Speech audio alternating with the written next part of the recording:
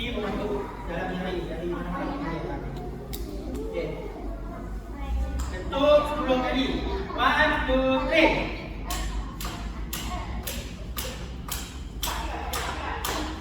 Macam tu. Jangan nak naik. Okey, kena. Okey, beri bukan tu.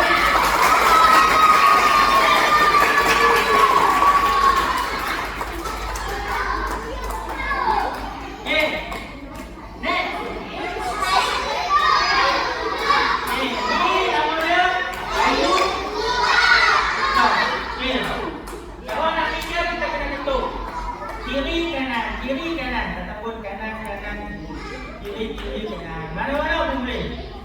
Okey.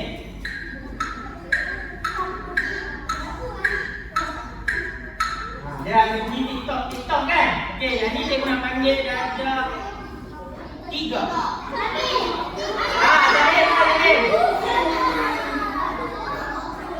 Awak apa saya faham? Okey. Ketuk. Dalam kiraan 3. 1, 2, 3. Mewah. Pandai yo, bukan.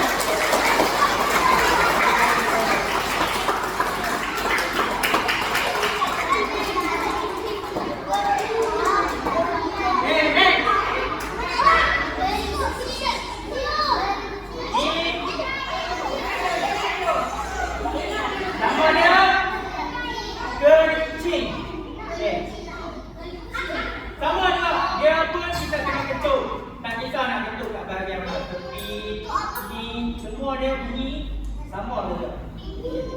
Jadi kita untuk nak kaji apa? Apa panggil? Bagi tempo. Okey. Cikgu nak kaji dah kena 2.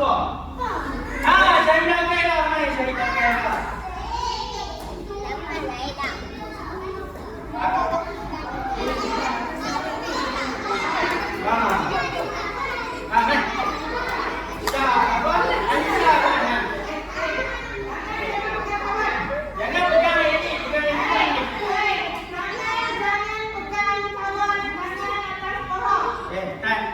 Dalam kiraan 3, ketuk 10 kali. 1, 2, 3, 4.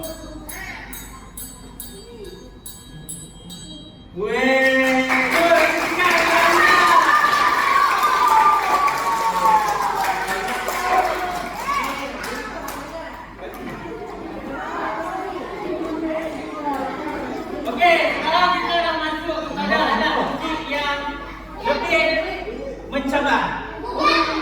Okey. Nama alat muzik ni. Nama dia okey.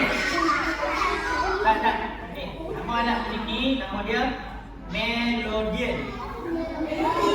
Okey. Sebut dengan cikgu melodian. Betul, melodian. Cara nak main dia macam mana? Kita akan tiup dekat sini. Lepas tu kita akan tekan dekat sini. Okey, contoh cikgu bagi ya.